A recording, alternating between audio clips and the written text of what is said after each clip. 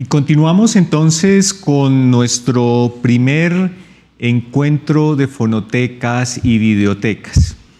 Y ya en esta parte final de nuestra agenda de la tarde, después de haber hablado acerca de lo institucional, de la academia y de las universidades, vámonos entonces con la participación de la sociedad en la salvaguarda de este patrimonio audiovisual y sonoro. Vamos entonces alrededor de 3 interrogantes a tener nuestra conversación. El primero de ellos, ¿cuál es el rol de la sociedad en la preservación de este patrimonio sonoro y audiovisual? De la misma manera, preguntarnos si la sociedad está consciente de la importancia que tienen las grabaciones sonoras y audiovisuales como parte de ese patrimonio que les pertenece. Y por último, ¿de qué manera, cómo podemos empoderar a la sociedad para que intervenga en la defensa de ese patrimonio sonoro y audiovisual? Para eso nos acompañan 4 invitados y pues de una vez quisiéramos darle la entrada a el primero de ellos, Tatiana Martínez Ortiz, profesional de Ciencias de la Información y la Documentación, especialista en gerencia de proyectos y gestión de calidad y procesos. Actualmente trabaja en la Biblioteca Luis Ángel Arango, que pertenece al Banco de la República. Tatiana, gracias por estar con nosotros. Buenas tardes, ¿cómo estás? Y bueno, de una, ¿qué nos cuentas alrededor de este tema? Bueno, hola, buenas noches para todos. Pues no, primero que todo, súper agradecida, estoy muy feliz de participar en este evento en representación de la biblioteca. Pues agradezco a RTBC, a Señal Memoria, a RIPDASA, también pues al Centro de Investigaciones Bibliotecológicas de la UNAM. Y pues nada, para nosotros como biblioteca pública, pues es un evento supremamente importante en el tema de salvaguarda del patrimonio, en este caso de los archivos sonoros y audiovisuales. Bueno, como ya pues todos, yo creo que la mayoría de profesionales y expertos que han pasado, tanto a nivel nacional como internacional, conocen la Biblioteca Luis Ángel Arango, ya sea por fines investigativos o por fines, no sé, de pronto de paseo, porque pues la Biblioteca Luis Ángel Arango es un ícono en la ciudad, en el centro histórico de Bogotá, entonces pues yo creo que ya muchos conocen la biblioteca. La biblioteca es el centro o es el núcleo de la red de bibliotecas del Banco de la República, somos 23 bibliotecas a nivel nacional. La biblioteca lleva más de 60 años con sus puertas abiertas al conocimiento, pues al ser una biblioteca pública tiene como una función muy importante de tipo informativo y cultural, entonces trata en lo posible de ser un ente democratizador del conocimiento. Bueno, aparte, digamos, de una pequeña introducción de la biblioteca, les quería contar ya respecto al tema que nos aborda, es que tenemos un archivo muy, muy importante que yo sé que ya muchos de ustedes conocen o han escuchado, que es el archivo de Radio Sutatensa, el archivo de ACPO, que es Acción Cultural y Popular, ¿sí? Es un archivo que nosotros empezamos a recibir desde el año 2008, es un archivo muy, muy importante, muy integral y muy bonito, en donde pues se muestra un proyecto de educación fundamental integral con el que recibieron formación muchos campesinos en todo el país entre los años 1947 y 1994. Fue un proyecto de alfabetización rural masiva y fue encabezado por Monseñor José Joaquín Salcedo. Él ideó y dirigió, digamos, este proyecto durante más de 40 años. Este proyecto fue también, digamos, como un foco o pues un hito, marcó un hito en la historia de la educación y la radio en Colombia y en Latinoamérica. Y este proyecto que él ideó, porque él era una persona, pues no sé, fue muy inteligente con todo, ideó un proyecto educativo para toda Colombia muy, muy importante, fue replicado creo que en más de 20 países. Este proyecto educativo se enfocó en el poder de la educación y la cultura, cómo se transformó socialmente a varios campesinos de todo el país a través de la educación. Nosotros tenemos más de 150.000 ítems de diferentes formatos. En su mayoría pues tenemos todas las grabaciones de los programas radiales, tenemos los libretos de esas grabaciones, tenemos las grabaciones de las radionovelas, los libretos que es muy, muy bonito leerlos, tenemos muchísima correspondencia entre los campesinos, entre pues, los formadores, entre los padres. Tenemos también toda la colección completa del periódico El Campesino, tenemos todas las cartillas, todos los libros con los que se impartía la enseñanza, tenemos también fotografías, que es un archivo muy, muy bonito y muy integral. En el 2013 este archivo, la UNESCO lo incorporó en el Registro Regional de Memoria del Mundo por su importancia. Entonces quería como empezar con esto. Entonces, bueno, voy a compartirles una presentación. Listo, entonces, pues digamos que respecto a las preguntas que tocamos el día de hoy respecto al rol o a la participación social en la salvaguarda del patrimonio sonoro y audiovisual, es importante mencionar un poco y rápidamente la Convención para la Salvaguardia del Patrimonio Cultural Inmaterial de la UNESCO, que se hizo en octubre del 2003. En esta convención se habla del patrimonio cultural inmaterial como todo ese tipo de manifestaciones, representaciones, conocimiento que representa a las comunidades, a los grupos sociales de generación en generación, ¿sí? Toda esa información, toda esa cultura, digamos que nos representa a nosotros en los países, en las regiones y en las localidades. Algo más para abordar es por qué salvaguardar el patrimonio sonoro y audiovisual, ¿sí? No solamente podemos decir que es una fuente de información, sino que es la memoria, evidencia la memoria de procesos educativos, de procesos políticos, de cultura, de procesos folclóricos. O sea, es realmente, al hablar de salvaguarda, estamos hablando de preservación de la historia, de momentos históricos, de hitos históricos en el tiempo. Otro aspecto importante de por qué salvaguardar el patrimonio sonoro es porque debido a su obsolescencia tecnológica hay muchos formatos que contienen esta información valiosa que son muy frágiles y muy vulnerables. No es como el papel. El papel tiene una durabilidad mucho mayor en el tiempo y la información que tiene ese papel también. Hay procesos de restauración, pero de todas formas, a comparación de los formatos análogos, pues es mucho menor la durabilidad. Entonces, toda esta información se está perdiendo, se ha perdido muchísima información, ya que en el caso de Latinoamérica es reciente que se ha tomado la importancia de estos archivos y de esta memoria para todas las instituciones. Bueno, yo quise abordar el rol de la sociedad en la preservación del patrimonio sonoro y audiovisual, hablando directamente desde los actores o algunos de los actores que participan pues en la sociedad respecto a esta salvaguarda. Están los profesionales. En esto quiero hablar de todo ese conocimiento, toda esa experticia que tienen los profesionales en documentación, en archivística, en tecnología, en comunicación. En el caso de los creadores de contenidos, que también es una labor muy, pues es importante, digamos que es como un brazo, y es toda esta realización, toda esta generación de contenidos, la realización, la producción, toda esa parte técnica que es muy importante en el caso pues de todos los formatos sonoros y audiovisuales. Las instituciones son los centros de documentación, biblioteca, llámese instituciones públicas o privadas que tienen esa labor muy, muy importante de salvaguardar, de tener estos acervos sonoros y audiovisuales que son importantes para nosotros y que es importante que se dé accesibilidad a estos contenidos.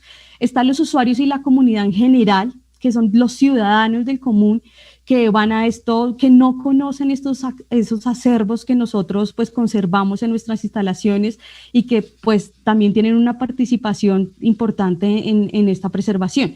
El gobierno como ente rector de nuestros países, con el cual se dan las políticas públicas y nacionales para la preservación, para la protección de este patrimonio. Los investigadores y académicos, que son, digamos, un grupo social particular, aparte de los usuarios o de la ciudadanía común, ya que ellos tienen una relación un poco más directa y conocen un poco más los archivos, los contenidos, ya que con esto generan conocimiento científico, cultural o cualquier tipo de conocimiento.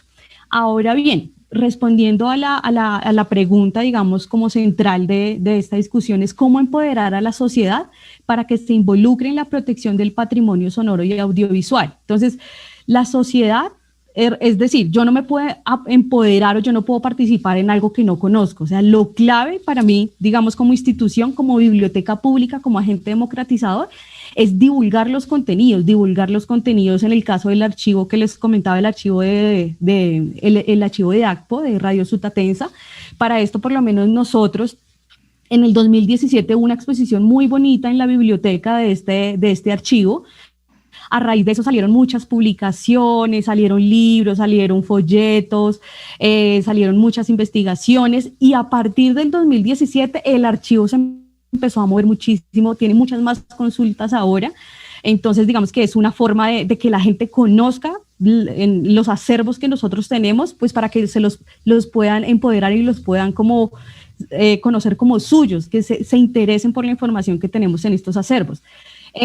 Nosotros también hicimos, ahí como se ve en la imagen, tenemos un proyecto virtual que está en la biblioteca virtual. Yo les puedo compartir el link. Es un proyecto que se hizo en medio de la exposición de Radio Sutatensa en el 2017, y hay una serie de testimonios de los campesinos que fueron formados en este proceso de las escuelas radiofónicas, y hay unos testimonios muy bonitos, hay imágenes, están las imágenes de hay por lo menos algo muy particular que no sabía, sino que lo conocí fue en estos videos, y es el ACPO móvil, que era como un carrito, como un móvil, una camionetica muy chiquita que tenían directamente desde ACPO en Sutatensa, y con ello transmitían y llevaban todos los materiales a los campesinos, porque obviamente pues son zonas rurales que son muy, muy alejadas de las ciudades principales. Bueno, hablando, digamos, esto es en cuanto a la accesibilidad. Otro tema que quise abordar de cómo hacer que la sociedad se empodere, y es respecto a la descripción colaborativa, ¿sí? Sabemos que para acceder a los archivos, pues tiene que haber una descripción, una catalogación. Nosotros como biblioteca pública seguimos unos lineamientos nacionales e internacionales en cuanto a la catalogación, ¿sí? Somos muy estrictos con eso, porque tenemos un nivel avanzado de catalogación para este tipo de archivos sonoros y audiovisuales por su contenido.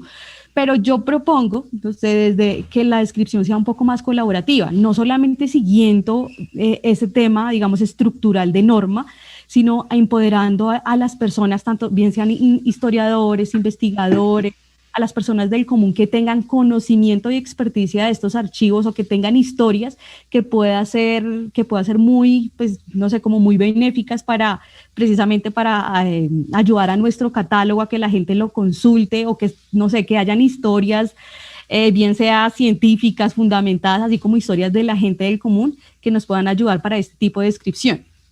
Y por último, la educación ciudadana, que yo la enfoqué, digamos, como en dos aspectos.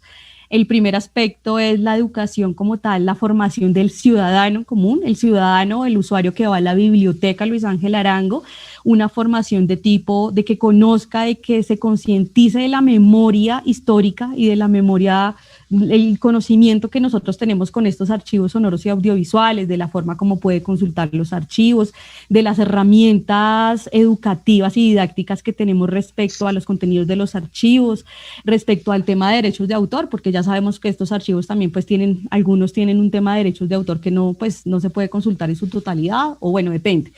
Y por otro lado, la formación de profesionales, como lo hablaba una panelista en otra de las mesas, es importantísima la formación de profesionales en la preservación y la gestión de todo, pues de estos acervos sonoros y audiovisuales.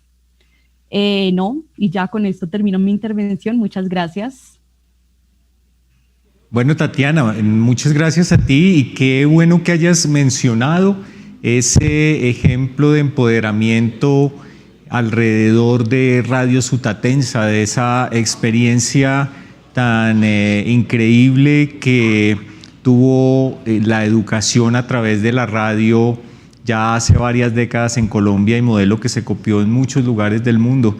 Precisamente nos das la oportunidad para contarles que hace unas semanas la primera de las salidas que tuvo RTBC, pues todas ellas paradas y represadas por motivo de la pandemia, fue para celebrar un aniversario más de la primera transmisión de Radio Sutatensa en octubre de 1947.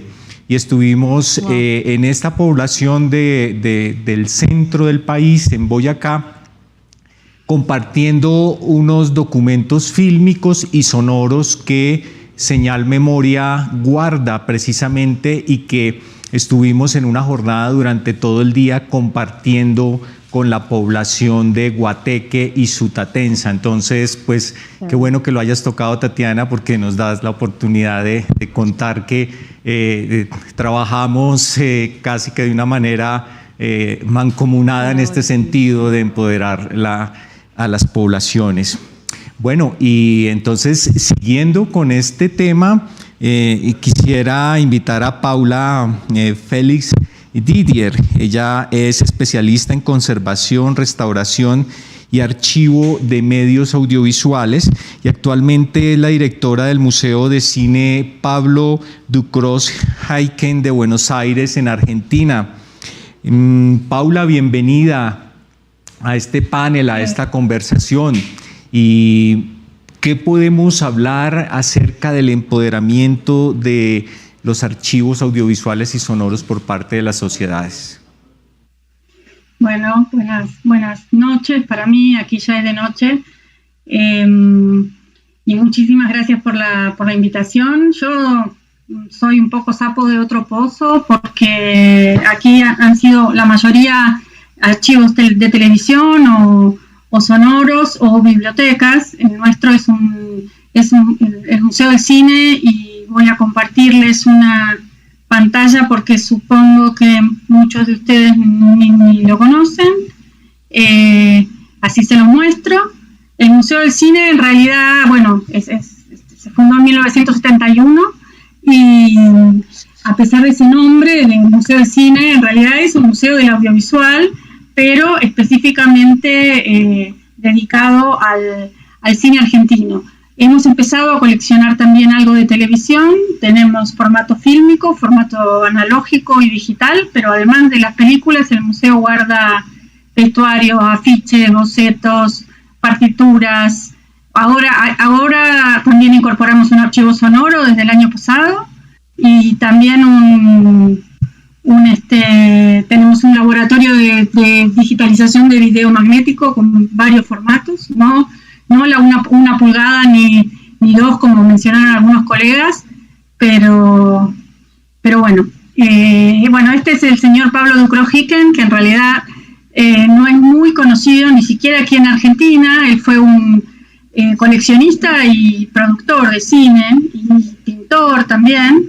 Y bueno, como su colección de cámaras y proyectores de las primeras 2 décadas del cine fue donada a la ciudad de Buenos Aires, y fue donada con el cargo de que se construyera un museo con su nombre. Entonces, desde 1971, y el año que viene cumplimos 50 años, el museo se dedica a investigar, preservar y difundir el patrimonio cinematográfico y audiovisual. Hemos ido modificando un poco la misión del museo para que sea la del patrimonio audiovisual desde sus orígenes. Un poco estas son las salas del museo, para que lo conozcan si quieren, y si alguna vez andan por el barrio de La Boca en Buenos Aires, pueden pasar por el museo. Y bueno, como esta es una presentación muy breve, yo me centré como una forma de responder a las preguntas que nos hicieron en algunas experiencias del museo en relación a mediación, como algunos casos concretos de ideas que tuvimos en el museo para acercar el archivo a la gente, y de alguna manera lograr este empoderamiento que, como dijo Tatiana, si el archivo no se conoce, es imposible pedir, digamos, el apoyo y lograr la creación de conciencia, o dar, como dijo también otra colega más temprano, dar la batalla cultural que en muchos de nuestros países latinoamericanos, y en Argentina sobre todo, es muy importante dar, porque Argentina en términos de política pública para el patrimonio audiovisual estamos muy atrasados, incluso tal vez más que muchos de los países de la región. Entonces, bueno, les cuento concretamente algunas experiencias. Por ejemplo, una de ellas venimos realizando desde hace 15 años el Día de las Películas Familiares, acompañando el movimiento del Home Movie Day en el resto del mundo, que es, bueno, le pedimos a la gente que abra sus propios archivos y traiga sus propias películas hogareñas o caseras, y nosotros las proyectamos en la sala del museo, y de alguna manera se genera una situación en la que, por un lado, los archivistas les mostramos la importancia incluso porque la gente trae sus películas y dice, pero esto es mi casamiento, esto es mi cumpleaños, esto a quién le va a interesar. Entonces, esta idea del valor de la imagen en movimiento, del valor de todas las imágenes en movimiento, de todo aquello que se puede aprender y que se puede experimentar viendo estas películas, la gente termina sintiendo como propias a las familias de otros, se genera una sensación de comunidad que es muy hermosa, y siempre tenemos situaciones muy, muy conmovedoras, y además nos permite explicar la importancia de guardar los originales, de qué modo los tienen que guardar, ¿no? Bueno, las condiciones, no lo guarden en una caja de zapatos en su armario, sino que hay ciertas condiciones que mantener. La cuestión de la digitalización, también explicar un poco la cuestión de que la digitalización no es la solución para todos nuestros problemas, que los archivos digitales generan otros problemas que también son caros, y que los originales siempre hay que guardarlos, ¿no? Entonces, un poco el Día de las Películas Familiares nos permite abordar casi todos los temas, pero desde un lugar muy personal, ¿no? Porque además la gente trae sus películas, muchas veces no las han visto en mucho tiempo, a veces son parientes que no han visto en mucho tiempo, o lugares. Nos ha pasado que dos personas descubrieron que eran vecinas en su infancia, a partir de ver que estaban filmadas en la misma calle. Otra señora trajo su casamiento y trajo a toda la familia y a los nietos que nunca lo habían visto, y el abuelo había muerto hacía 2 meses, así que la mujer vino vestida como para un casamiento. Entonces se genera algo comunitario muy lindo que además permite establecer este valor que tienen las imágenes en movimiento. Así que bueno, el Home Movie Day es una de nuestras actividades anuales que tienen que ver con esta idea de abrir y acercar el archivo a la gente. Otro ejemplo que tuvimos fue Sucesos Intervenidos, que es un largometraje que se hizo a partir de materiales del noticiero Sucesos Argentinos, que fue un noticiero cinematográfico que salió desde la década del 30 hasta la década del 70 en Argentina, y lo que hicimos fue digitalizar 3 noticieros, y que son un total de media hora de material, y darles a cada uno de 26 directores muy importantes del cine argentino actual esos materiales para que nos produzcan y los intervengan de manera de tal de darnos 3 minutos cada uno, con los cuales hicimos un largo que se estrenó y anduvo por festivales, pero además repetimos la experiencia en escuelas secundarias con adolescentes, que también les acercamos el archivo y ellos eligieron cómo trabajar e intervenirlo, y eso también lo hemos repetido en conjunto con el Ministerio de Educación. Así que esa es una segunda experiencia que ha sido realmente muy valiosa para abrir el archivo.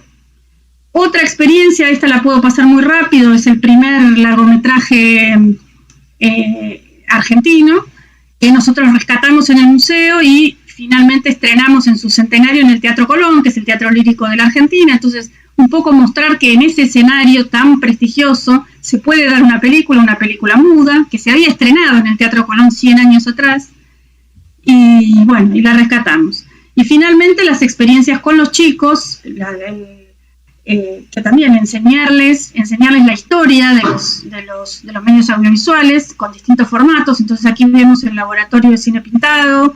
Este es un centro de chicos en situación de calle a los que les llevamos un taller de video para que aprendan con sus propias herramientas a trabajar en video y en video analógico en muchas de las situaciones. Ven aquí haciendo efectos especiales, pero con formatos analógicos, con una cámara M9000 para mostrarles que que se hace, cómo se hacían películas no solamente con el fílmico, sino también con el video magnético. bueno, los resultados los hemos pasado en el museo. Y finalmente, para cerrar, porque ya me recontrapasé, una serie que hicimos con la directora Lorena Muñoz, hicimos una serie para la televisión pública que se llama Películas Recuperadas, y son 8 capítulos, donde cada capítulo cuenta el rescate, la preservación y o restauración de una película en su contexto, en distintos lugares de la Argentina, y realmente ha sido una experiencia maravillosa para acercar al público qué es lo que nosotros hacemos, ¿no? Que es algo que, bueno, aquí en el estudio de la televisión pública, contando también un proyecto, el de la serie y unas remeras que hicimos con el museo. Y esto de mostrar el backstage, ¿no? Que para nosotros es muy importante. En el museo todos, cada 2 o 3 meses abrimos no solamente la exhibición, sino el espacio donde están las colecciones, y hacemos visitas institucionales con académicos, investigadores y con público en general, para que vengan a conocer cómo es el archivo por dentro. Este es el archivo de guiones, el archivo de vestuario. Esta es una visita institucional con no videntes, por ejemplo, para mostrarles también, tocando y organizando actividades específicas para la comunidad no vidente. Así que un poco, bueno, es un popurrí, me pasé, así que este ya lo dejo. Un popurrí de algunas de las actividades que nosotros hacemos para acercar las colecciones al público, y yo creo que de alguna manera empoderarnos como institución y empoderar al público en relación a los archivos. Eso es todo.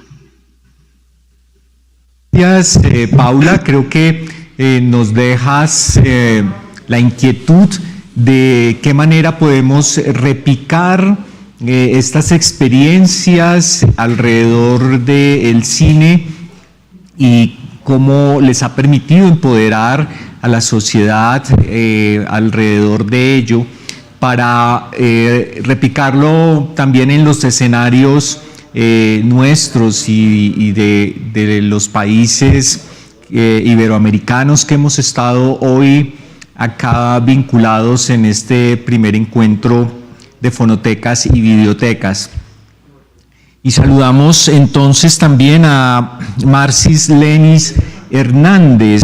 Él es licenciado en Historia y es el encargado del archivo audiovisual de la Cinemateca Universitaria Enrique Ponce Garay. Allí se dedica precisamente al rescate, conservación y difusión del patrimonio audiovisual hondureño. Marcis, bienvenido, muchas gracias por compartir tus experiencias y qué nos cuentas desde Honduras. Muy buenas, saludos. Bueno, en primer lugar, agradecer la invitación. La doctora Perla fue muy amable en invitarnos, y normalmente se cree que América Latina solo es México y América del Sur, y se nos olvida Centroamérica, o a veces algunas personas creen que México es parte de Centroamérica, pero no. Aquí estamos para hablar un poco de nuestras realidades y de estas realidades que tenemos aquí en Centroamérica. Bueno, empezaré dando gracias, sin lugar a dudas. Ha sido muy emocionante la jornada, todos hemos ido aprendiendo, y voy a hablar un poco de la Cinemateca Universitaria Enrique Ponce Garay. Empezaré diciendo lo siguiente, ¿verdad? Que en Honduras no existe, para empezar, un Ministerio de Cultura.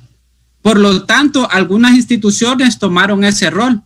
A lo que García Canclini diría, esto implica un esfuerzo cooperativo entre el conocimiento especializado, o sea, entre la academia y el comunitario, que conlleva la posibilidad de desempeñar una tutela y gobernanza del mismo que permita preservarlo y transmitirlo sin provocar rupturas sociales relativas a la clase socioeconómica o etnia.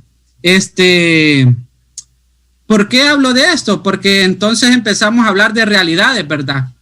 A lo que Juana Suárez diría, las grandes cinematecas y las pequeñas cinematecas. Y para esto pondré como ejemplo nuestra Cinemateca Universitaria como un proyecto que nace desde la sociedad para poder empoderar la misma en cuanto al tema. Y hablaremos de 3 momentos en nuestra cinemateca. De hecho, los orígenes pueden rastrearse hasta en 1974, donde se crea la cinemateca. Sin embargo, como muchos sabemos, esto solo quedó en un papel firmado con buena intención que no prosperó a más. Luego, en el 2008, ya se toman decisiones concretas desde el Estado para la creación ya de una cinemateca. Sin embargo, es durante el golpe de Estado del 2009 donde toda iniciativa se trunca y el proyecto fracasa totalmente. Entonces ya hay un tercer momento y fue ya durante el año 2013 a raíz de un encuentro con la rectora Julieta Castellano, que es la directora de la Universidad Nacional Autónoma de Honduras. Se hace una propuesta para crear la Cinemateca Universitaria y es a partir del 7 de septiembre del 2014 que empieza a funcionar esta cinemateca gracias al esfuerzo en gran parte de René Poc. Él es un francés que tiene más de 47 años de estar aquí haciendo cine en Honduras y gran parte de ese esfuerzo de él fue la creación de esta cinemateca. ¿A qué nos dedicamos nosotros? Nos dedicamos al rescate del acervo fílmico y audiovisual, a la restauración y conservación, a la difusión y al fomento de una cultura cinematográfica y al estar albergados en una unidad académica de la universidad también a apoyar a las mismas. ¿Qué unidades nos componen? Bueno, nosotros son 6 unidades y es una filmoteca, una videoteca, una audioteca, una biblioteca. Estamos pensando en un museo del cine hondureño y en el material no visual que incluye guiones, póster y toda una serie de elementos. Entonces, ante tal trabajo, nosotros hemos hecho el esfuerzo. De hecho, solo somos 6 personas las que trabajamos en la cinemateca. Por lo tanto, tratamos de esforzarnos en hacer mejor nuestro trabajo. Parte de nuestra filmoteca, nuestra videoteca, y tenemos una audioteca, la biblioteca, el museo recuperando piezas, y aquí tenemos algunos de los pósters, que es el material no visual. Tenemos a René Poc, él es nuestro director, y él es este francés que se esforzó desde los años 70 en crear la cinemateca. Hoy en día, gracias al esfuerzo de él, es realidad. ¿Y por qué se creó la cinemateca dentro de la universidad? Porque desde que el Estado existe, la universidad es la única institución que no ha logrado cambiar o que no se ha desaparecido. Entonces, creemos que este es el lugar ideal porque, tal como lo dije al inicio, hablamos de realidades y nuestra realidad es esta, ¿verdad? Que al ser países pequeños con poco o nulo presupuesto en cuanto a lo de cultura, nos es muy difícil sobrellevar esto. Y para responder las preguntas, podemos decir cómo empoderar a la sociedad. Bueno, en primera línea sería dando a conocer la importancia de estos archivos. ¿Y cómo lo hacemos? Bueno, difundiendo lo rescatado. Muchas personas quedan admiradas al ver la cantidad de material que nosotros poseemos. Porque se cree que el cine es algo nuevo y que lo audiovisual es algo nuevo, pero cuando nosotros enseñamos cinta de los años 50, 60 y 70 y empezamos a ver la cantidad de VHS que se posee o de 3/4, las personas quedan fascinadas, ¿verdad? Y de esta manera, al quedar fascinadas, fácilmente logran darnos o compartirnos el material que ellos poseen. Entonces, en primera línea de acción, trabajamos con aquellas personas que producen o que tienen material audiovisual para poder rescatar. También nos encargamos de la difusión. Y para poder concretar la pregunta, voy a decir que una de las maneras también de empoderarnos es creando redes. hace 2 años se creó la Red Centroamericana y del Caribe del Patrimonio Fílmico y Audiovisual con el fin de poder unir esfuerzos. Por ejemplo, nosotros tenemos una bóveda de 16 milímetros, pero aquí en Honduras no poseemos donde digitalizarnos. Entonces, como bloque, como Centroamérica, nos es más fácil, en primer lugar, digitalizarlo y en segundo lugar, buscar cooperación internacional, ya que nuestros presupuestos no son como lo que deseáramos, ¿verdad? Entonces, como red, al apoyarnos y crear esto en conjunto, podemos ser más fuertes y poder ser tomados en cuenta, pues, también para poder empezar a tener presencia a nivel internacional, pero también a poder rescatar dentro de nuestro ambiente, dentro de nuestra sociedad misma, el patrimonio audiovisual. Y con esto termino diciendo de que, en primer lugar, agradeciendo la participación. He aprendido mucho, creo que la mayoría de las personas diría lo mismo, pero sobre todo saludos desde aquí diciéndoles que es eso, pues empoderarnos como sociedad, como personas que elaboramos en los archivos mismos, ya que si bien es cierto, los archivos documentales tienen muchos más años de existir y nosotros estamos en pañales en este asunto, hoy el Internet y toda la virtualidad nos ha ayudado a poder dar a conocer más fácilmente, en primer lugar, nuestra institución y decirle a todos los hondureños, hey, aquí estamos rescatando este patrimonio y este patrimonio suyo y de la humanidad. Entonces, muchas gracias por la amabilidad y la invitación. Marcis, gracias a ti y al equipo de la Cinemateca Universitaria por compartirnos esa experiencia. Realmente nos llena de mucha alegría conocerla y pues creo que tu testimonio nos ayuda muchísimo a entender de las maneras y la inventiva alrededor de la participación y el empoderamiento de la sociedad. Bueno, y para concluir también con este panel, tenemos a el último de nuestros invitados, Carlos Emilio Raigoso, de la Universidad Nacional de Colombia. Carlos Emilio, bienvenido, muchísimas gracias por estar con nosotros. Y en cuanto a la participación de la sociedad, ¿cuál es tu punto de vista? ¿Qué nos quieres compartir? Bueno, muchas gracias por la invitación. Pues tengo que confesarles que pues, el mundo donde yo habito no tengo un conocimiento tan especializado como el que muchas personas aquí han planteado.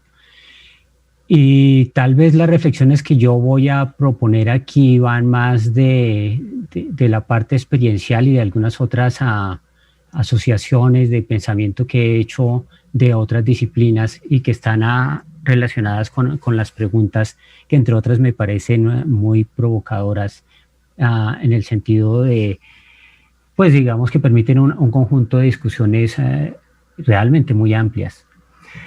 Y para comenzar justamente por esta parte, tal vez, y como lo señalaron, o por lo menos como lo mostraron varios de las personas que están aquí invitadas, pues el término sociedad a mí particularmente me parece entre altamente problemático y un reto enorme cuando uno habla en términos de divulgación y en términos de apropiación de ciertos contenidos que uno denominaría o culturales o científicos, porque justamente la sociedad es un entorno realmente muy diverso, un compuesto muy heterogéneo, abigarrado, con unos intereses en sectores muy marcados que hacen que ese conjunto que uno denominaría como unitario, sociedad, en últimas se constituye como un cuerpo altamente en tensión e inclusive en nuestra sociedad con unos niveles de disputa ideológica muy alta y con unas diferencias también socioculturales muy grandes. Entonces, pues el término sociedad a mí particularmente me parece muy retador, problemático, y por supuesto a lo cual habría que apuntarle, pues intentar desarrollar como estrategias en distintos niveles que varios ya de mis colegas han planteado. Partiendo, digamos, de esta reflexión que yo hago, quisiera entrar justamente en pensar cuál sería ese rol de la sociedad en la preservación del archivo sonoro y audiovisual. Y allí mi primera reflexión va orientada a señalar que tal vez, y para mí tal vez de donde se deriva la mayoría de las acciones, tendría en que la sociedad tendría que constituirse como un agente fundamentalmente político. Y político no en el sentido más allá pues, del partidismo, como a veces se entendería, sino en el sentido político de erigirse en sectores o en fragmentos o en segmentos o en conglomerados, como quiera denominarse, que le permitan formarse como una parte interesada digamos, en el acceso, uso, consumo, divulgación, difusión del patrimonio audiovisual y sonoro.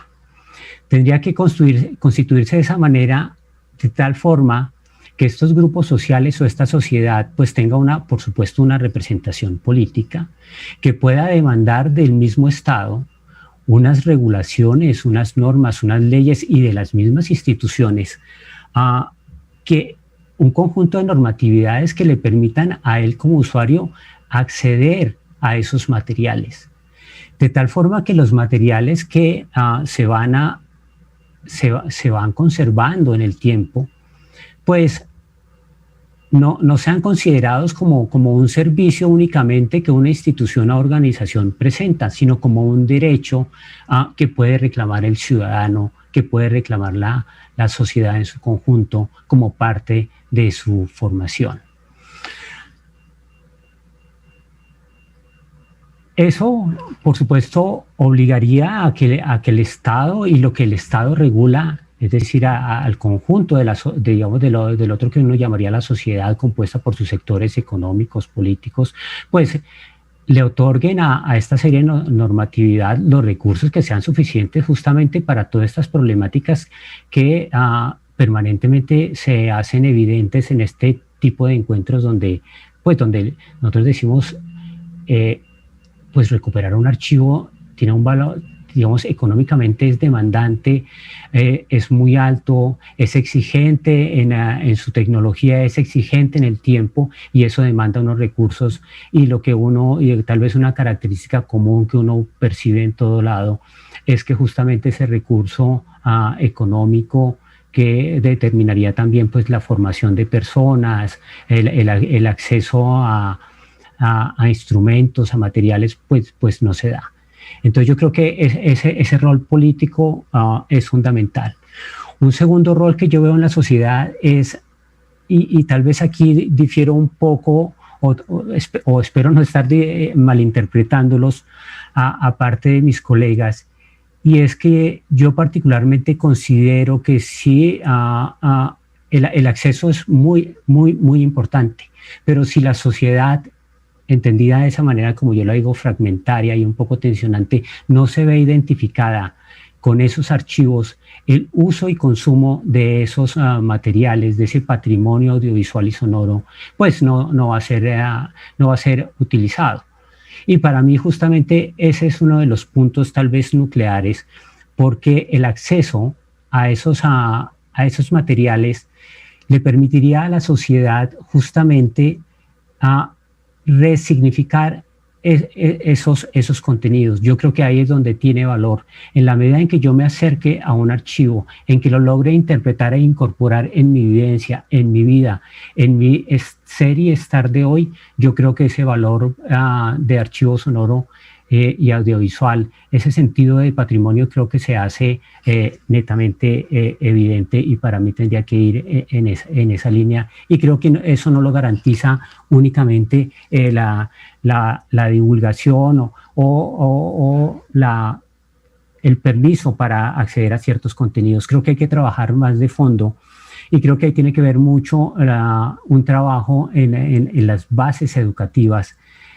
en trabajar desde las formaciones básicas del preescolar, de la primaria, de la secundaria, y hacer entender que así como existen los libros, que así como existen hoy estas figuras de la internet, existen también los archivos audiovisuales como una base documental y como un documento que necesariamente es parte de la cultura y que tendría que hacer parte de la formación de las personas. Otro elemento que a mí me pareció también muy llamativo, y era la pregunta sobre si las grabaciones audiovisuales, ¿sí?, si éramos conscientes como conjunto, como sociedad, de la importancia de estos archivos. Yo particularmente diría que en términos generales sí, pero que tenemos distintas asignaciones de importancia al acceso a estos archivos.